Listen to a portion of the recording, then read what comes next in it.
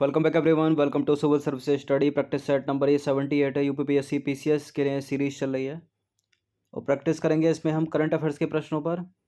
इन सभी टेस्ट की आप पेड सीरीज प्राप्त कर सकते हैं जिसमें मिलेंगे आपको फुल टेस्ट। डिस्क्रिप्शन बॉक्स में नंबर उस पर कॉल या व्हाट्सअप कर दीजिए। आप सब्सक्राइब कर सकते हो सिविल सर्विस स्टडी चैनल को। प्लेलिस्ट इसकी बना रखी है, वहाँ पर आप टेस्ट नंबर 1 से लेकर 78 तक या जो भी नया टेस्ट आएगा वहाँ तक पहुँच सकते हैं। डिस्क्रिप्शन बॉक्स में लिंक है। तो क्वेश्चन नंबर 1 है, अभी हाल ही में हल्दी की नई किस्म जो है विकसित की गई है, उसका नाम क्या है? केसरी, गुलाबो, प्रभा या अनबी? देखिए, हाल ही में हल्दी की नई किस्म विकसित की गई है जिसका नाम है केसरी। ऑप्शन नंबर ए है इसका आंसर। तो हाल ही में उड़ीसा के नवरंगपुर जिले में हल्दी की उच्च उपज देने वाली करक्यूमिनॉइड समृद्ध CIM पीताम्बर और राष्ट्रीय वनस्पति अनुसंधान संस्थान के द्वारा एक किस्म विकसित की गई है जिसका नाम क्या? केसरी। ठीक है। तो इस तरह के प्रश्न जो है यूपीपीसीएस में पूछ लिए जाते हैं क्योंकि वो एग्रीकल्चर वाला सेक्टर है, उसमें 3 से 4 प्रश्न बनते हैं। ये नंबर है, इस पर कॉल या व्हाट्सअप करके आप यूपीपीसीएस और ROE की फुल सीरीज प्राप्त कर सकते हैं पेड टेलीग्राम ग्रुप से। क्वेश्चन नंबर 2 है, निर्माणाधीन सेला सुरंग के बारे में। निर्माणाधीन सेला सुरंग निम्नलिखित में से किन राज्यों के बीच वर्ष भर संपर्क सुनिश्चित करेगी? देखिए, सेला सुरंग है असम और अरुणाचल प्रदेश के बीच में। ठीक है, ऑप्शन नंबर बी है इसका आंसर। तो सेला सुरंग एक निर्माणाधीन सड़क है जो असम और अरुणाचल प्रदेश के बीच वर्ष भर संपर्क सुनिश्चित करेगी, तो बी करेक्ट है इसका आंसर।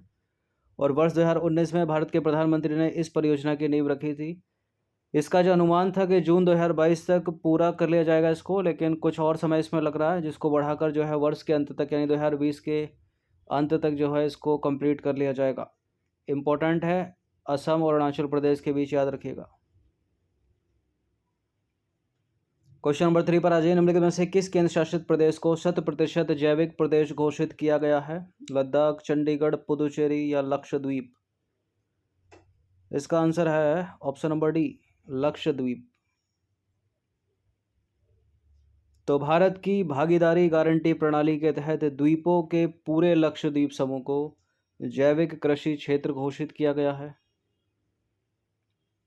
कौन सा देश जो है वो क्वाड का हिस्सा नहीं है?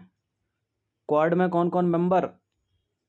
क्वाड में है इंडिया, भारत, ठीक है, जापान है, ऑस्ट्रेलिया है और है संयुक्त राज्य अमेरिका। न्यूजीलैंड इसका मेंबर नहीं है, हटा दीजिए। देखिए, इस समूह को चतुर्भुज सुरक्षा वार्ता के रूप में जाना जाता है। क्वाड क्वाड एक अनौपचारिक राजनीतिक मंच है जिसमें 4 राष्ट्र शामिल हैं। संयुक्त राज्य अमेरिका, भारत, ऑस्ट्रेलिया और जापान। क्वेश्चन नंबर 5 पर आ जाइए। हाल ही में समाचारों में रही T+1 निपटान प्रणाली किसकी पहल है? भारतीय रिजर्व बैंक की, सेबी की, नीति आयोग की या LIC भारतीय जीवन बीमा निगम? T+1 निपटान प्रणाली पहल है सेबी की। ऑप्शन नंबर बी है इसका आंसर। तो हाल ही में भारतीय प्रतिभूति और विनिमय बोर्ड यानी सेबी ने स्टॉक एक्सचेंजों को शेयर लेन देन को पूरा करने के लिए जो है T+2 के स्थान पर T+1 प्रणाली को एक विकल्प के रूप में शुरू करने की अनुमति दी है। तरलता यानी लिक्विडिटी बढ़ाने के लिए इसे वैकल्पिक आधार पर जो है पेश किया गया है।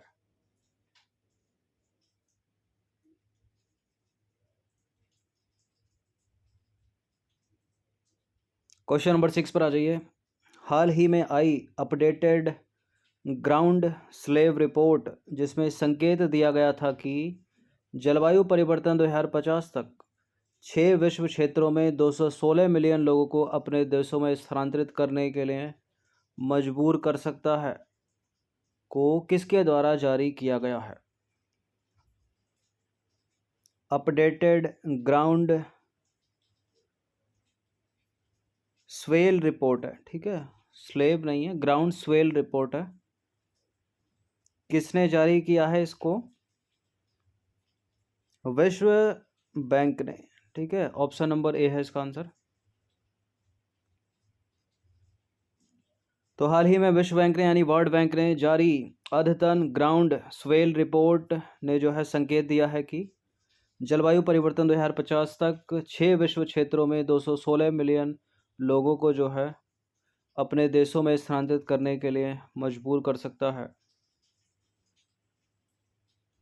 ठीक है, क्लाइमेट चेंज।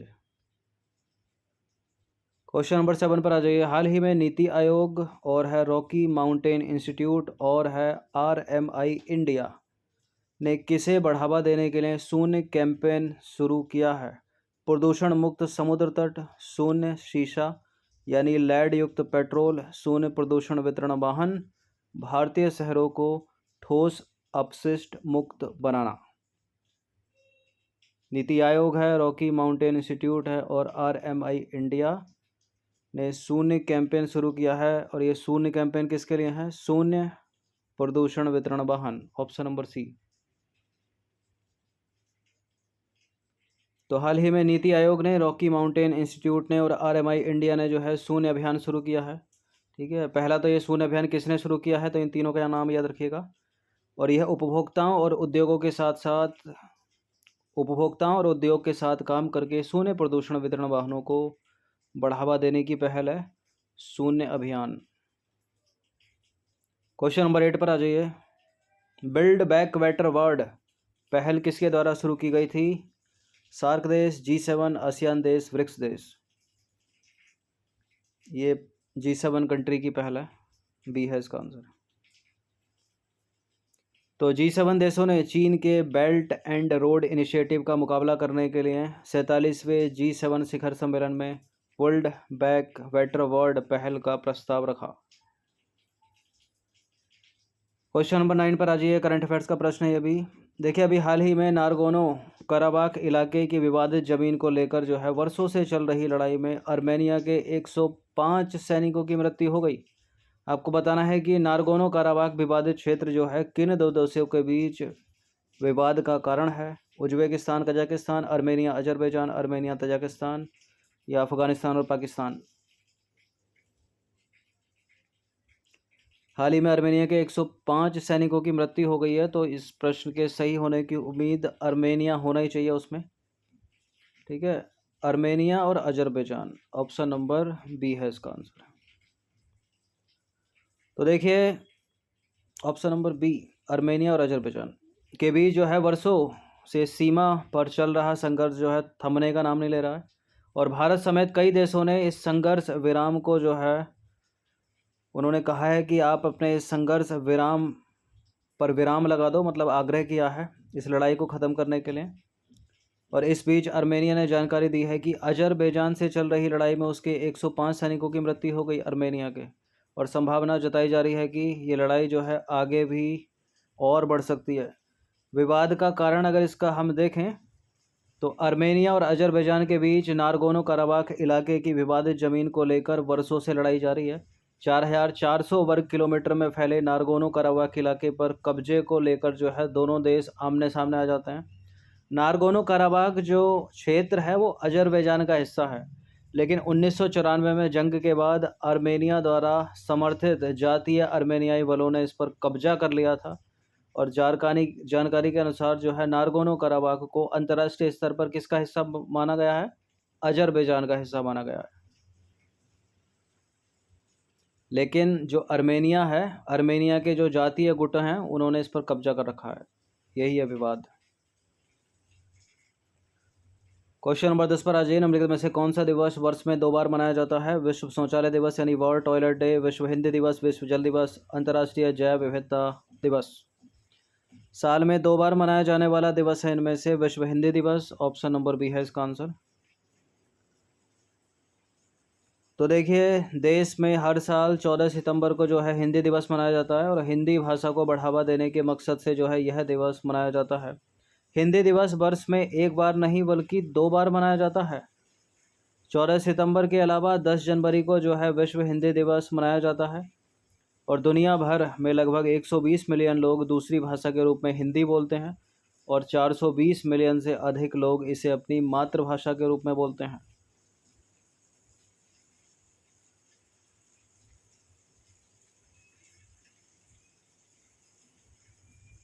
चलिए,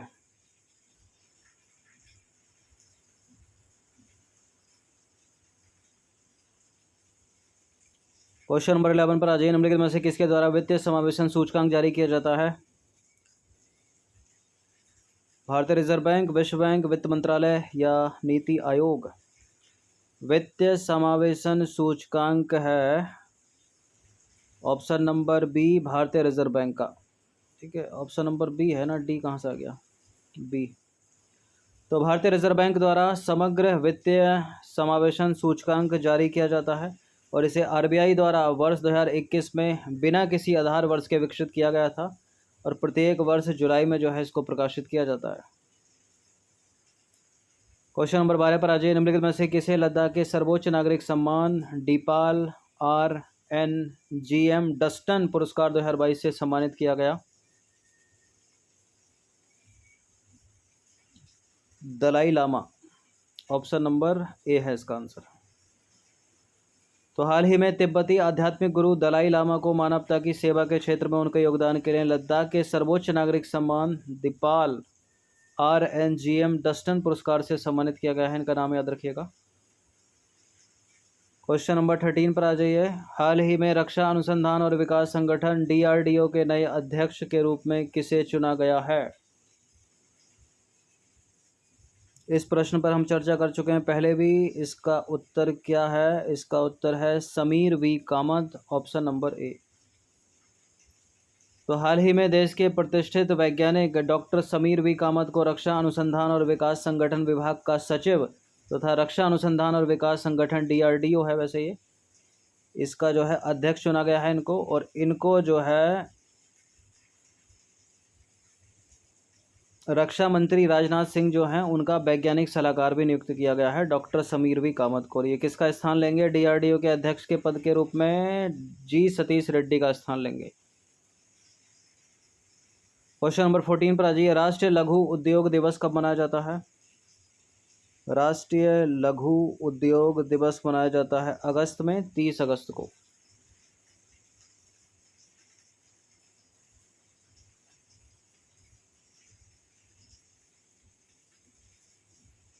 प्रिंटिंग मिस्टेक क्यों हो गई आज इतनी? 30 अगस्त को मनाया जाता है, सितंबर को नहीं। ठीक है।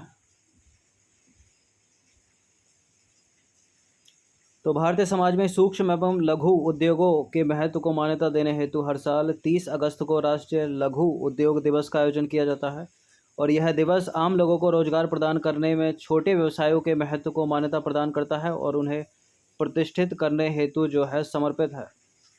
पहली बार जो है 30 अगस्त 2001 को लघु उद्योग मंत्रालय ने नई दिल्ली में लघु उद्यमियों के लिए एक लघु उद्योग सम्मेलन आयोजित किया था। साथ ही लघु उद्योग के लिए राष्ट्रीय पुरस्कार भी प्रदान किए गए थे। तभी से हर साल 30 अगस्त को राष्ट्रीय लघु उद्योग दिवस का आयोजन किया जाता है।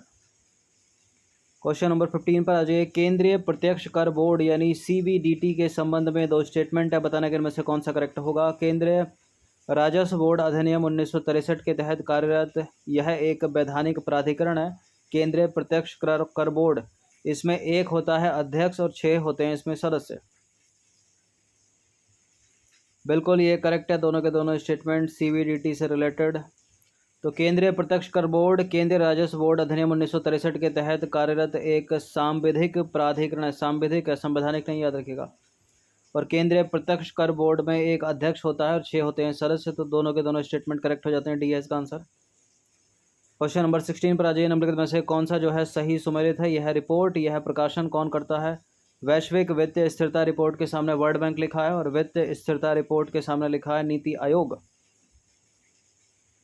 देखिए, वैश्विक वित्तीय स्थिरता रिपोर्ट विश्व बैंक नहीं, इंटरनेशनल मॉनेटरी फंड यानी IMF का प्रकाशन है और वित्तीय स्थिरता रिपोर्ट भारत के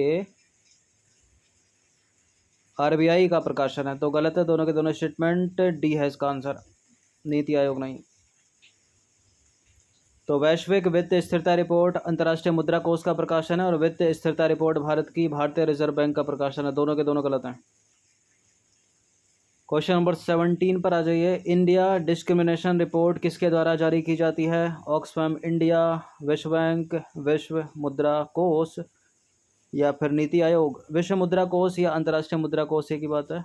इंडिया डिस्क्रिमिनेशन रिपोर्ट है ऑक्सफैम इंडिया की रिपोर्ट, ऑप्शन नंबर ए है इसका आंसर। तो ऑक्सफैम, ठीक है, ऑक्सफैम इंडिया द्वारा इंडिया डिस्क्रिमिनेशन रिपोर्ट जारी की गई है, जिसमें महिलाओं और हाशिए पर जी रहे समुदाय के साथ नौकरी के क्षेत्र में हुए भेदभाव पर प्रकाश डाला गया है। ठीक है, ये आंकड़े जो है केंद्र के अखिल भारतीय ऋण एवं निवेश सर्वेक्षण और रोजगार बेरोजगारी 2004 से लेकर 5 पर नमूना राष्ट्रीय नमूना सर्वेक्षण के 61वें चरण और 18-19 और 19-20 में आवधिक श्रम बल सर्वेक्षण से जो है लिए गए थे। ठीक है, ऑक्सफैम इंडिया का नाम याद रखिएगा आप, इंडिया डिस्क्रिमिनेशन रिपोर्ट अगर प्रश्न पूछ ले तो। क्वेश्चन नंबर 18 पर आ जाइए। एक जनजाति है ब्रू जनजाति या रियांग जनजाति भी इसको बोलते हैं। आपको बताना है कि ये जो जनजातीय समूह है निम्नलिखित में से कहाँ नहीं पाया जाता? त्रिपुरा, असम, सिक्किम, मिजोरम। ब्रू या रियांग जनजाति समूह त्रिपुरा में पाया जाता है, असम में पाया जाता है, मिजोरम में, सिक्किम में नहीं। तो ब्रू या रियांग जो जनजाति समूह है वो पूर्वोत्तर भारत का एक स्थानिक समूह है।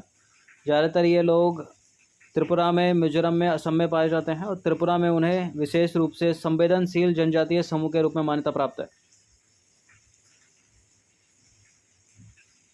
क्वेश्चन नंबर 19 पर आ जाइए। निम्नलिखित कथनों पर विचार कीजिए। 3 स्टेटमेंट है, बताने के इनमें से कौन सा करेक्ट होगा? रबर जो है वो भूमध्य रेखीय फसल है, लेकिन विशेष परिस्थितियों में इसे उपोष्णकटिबंधीय और उष्णकटिबंधीय और उपोष्णकटिबंधीय क्षेत्रों में भी उगाया जाता है। नम और आर्द्र जलवायु के साथ रबड़ को 25 डिग्री सेल्सियस से ऊपर की आवश्यकता होती है और जो भारत है, भारत वो रबर का सबसे बड़ा उपभोक्ता है। ये इंपॉर्टेंट प्रश्न है, एक लाइन में पूछ लेगा कि रबर का वर्तमान में सबसे बड़ा उत्पादक कौन है, उपभोक्ता कौन है? तो रबर का वर्तमान में सबसे बड़ा उपभोक्ता है चीन, भारत नहीं है। भारत दूसरे नंबर पर। अगर उत्पादक आ जाए तो है थाईलैंड। तो डी वाले स्टेटमेंट को गलत है, बाकी दूसरा करेक्ट है, पहला करेक्ट है। तो सही पूछा है तो 1 2 इसका आंसर हो जाएगा। एलिमिनेट आप कर सकते थे तीसरे से, यहाँ भी थर्ड एलिमिनेट। तो देखिए, रबर को बड़े पैमाने पर रणनीतिक औद्योगिक कच्चे माल के रूप में जो है माना जाता है और इसे रक्षा, राष्ट्रीय सुरक्षा और औद्योगिक विकास के लिए विश्व स्तर पर विशेष दर्जा जो है दिया गया है। रबर को हेबिया ब्रासिलियंसिस नामक पेड़ के लेटेक्स से जो है बनाया जाता है और यह भूमध्य रेखीय फसल है, लेकिन विशेष परिस्थितियों में इसे उष्णकटिबंधीय और उपोष्णकटिबंधीय क्षेत्रों में भी उगाया जाता है। तापमान की बात करें तो नम और आर्द्र जलवायु के साथ 25 डिग्री सेल्सियस से ऊपर के तापमान की आवश्यकता होती है इसके लिए। और रेनफॉल की बात करें तो 200 सेंटीमीटर से अधिक की वर्षा की आवश्यकता होती है इसके लिए। मिट्टी की बात करें तो एलोबियल सॉइल चाहिए, समृद्ध जलोढ़ मिट्टी की आवश्यकता होती है रबर के लिए। ठीक है, इस रोपड़ फसल के लिए जो है कुशल श्रम की सस्ती और पर्याप्त आपूर्ति की आवश्यकता होती है। अगर हम वैश्विक स्तर पर रबर के उत्पादक यानी प्रोडक्शन कंट्री की बात करें और उपभोक्ता यानी कंज्यूमर कंट्री की बात करें तो प्रोडक्शन सबसे ज़्यादा देता है थाईलैंड, उसके बाद इंडोनेशिया, मलेशिया, वियतनाम, चीन और भारत। और उपभोक्ता सबसे बड़ा चीन है, उसके बाद भारत है, उसके बाद अमेरिका है, तीसरे पर है जापान, चौथे पर है थाईलैंड, पाँचवा इंडोनेशिया और छठा है मलेशिया। कभी कभी रबर उत्पादक देशों का अवरोही क्रम भी आ जाता है, तो सबसे ज़्यादा थाईलैंड, उसके बाद इंडोनेशिया, मलेशिया, वियतनाम। ठीक है, और उत्पादक सबसे बड़ा थाईलैंड है और सबसे बड़ा है उपभोक्ता चीन। अगर चीन ऑप्शन में नहीं है तब आंसर भारत होगा।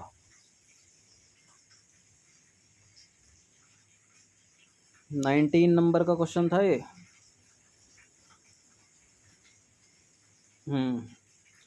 चलिए अब हम चलते हैं अंतिम प्रश्न की तरफ। क्वेश्चन नंबर 20 है हमारा। ये स्टैटिक का प्रश्न आ गया है करंट में। यदि किसी राजनीतिक दल को राष्ट्रीय दल के रूप में मान्यता लेनी है तो निम्नलिखित में से कौन सी शर्त काम की नहीं है? यदि वह दल लोकसभा या विधानसभा के आम चुनाव में किन्हीं 4 या अधिक राज्यों में डाले गए वैध मतों का 6% प्राप्त करता है और इसके अलावा वह किसी राज्य या राज्यों से लोकसभा में 4 सीटें जीतता है। यदि वह आम चुनाव में लोकसभा में 2% सीटें जीतता है और ये उम्मीदवार 3 राज्यों से चुने जाते हैं। और सी वाला स्टेटमेंट है, यदि उसे 4 राज्यों में एक राज्य स्तरीय पार्टी के रूप में मान्यता प्राप्त है। और चौथा ऑप्शन है, यदि वह आम चुनाव में लोकसभा में 4 सीटें जीतता है और ये उम्मीदवार 5 राज्यों से चुने जाते हैं। तो जैसा कि कल के टेस्ट में था कि जब विकल्प एक दूसरे के विलोम बन जाते हैं, अपोजिट बन जाते हैं, तो आंसर उन्हीं में से एक होता है, यानी गलत स्टेटमेंट ये तो करेक्ट हो गया और सी वाला भी करेक्ट हो गया। अब देखिए बी वाले स्टेटमेंट को, डी वाले स्टेटमेंट को, ये दोनों स्टेटमेंट एक दूसरे के अपोजिट हैं, यानी एक ही इसमें से सही होगा और वो सही है कि ऑप्शन नंबर बी, और डी वाला स्टेटमेंट हो गया गलत। तो देखिए किसी पार्टी को एक राष्ट्रीय पार्टी के रूप में मान्यता दी जाती है यदि निम्नलिखित में से वो कोई भी शर्त पूरा कर ले तो। ठीक है, कोई पार्टी अगर राष्ट्रीय पार्टी बनना चाहती है तो इन 3 शर्तों में से कोई एक शर्त उसको पूरी करनी पड़ेगी। पहली है, यदि वह लोकसभा या विधानसभा के आम चुनाव में किन्हीं 4 या अधिक राज्यों में डाले गए वैध मतों का 6% प्राप्त करता है और इसके अलावा यह किसी राज्य या राज्यों से लोकसभा में 4 सीटें जीतता है, या वह आम चुनाव में लोकसभा में 2% सीटें जीतता है और ये उम्मीदवार 3 राज्यों से चुने जाते हैं। और तीसरी जो शर्त है वो है कि यदि इसे 4 राज्यों में एक राज्य स्तरीय पार्टी के रूप में मान्यता प्राप्त है। ये प्रश्न इंपॉर्टेंट है, पीसीएस और यूपीएससी तक में पूछ लिया जाता है। तो 20 प्रश्न थे, इनकी प्रैक्टिस आप कर सकते हो। इस टेस्ट का पीडीएफ प्राप्त करने के लिए आपको ये नंबर है, इस पर कॉल या व्हाट्सअप कर सकते हो। पीडीएफ पेड है, जो मिलेगा आपको पेड टेलीग्राम ग्रुप में। धन्यवाद।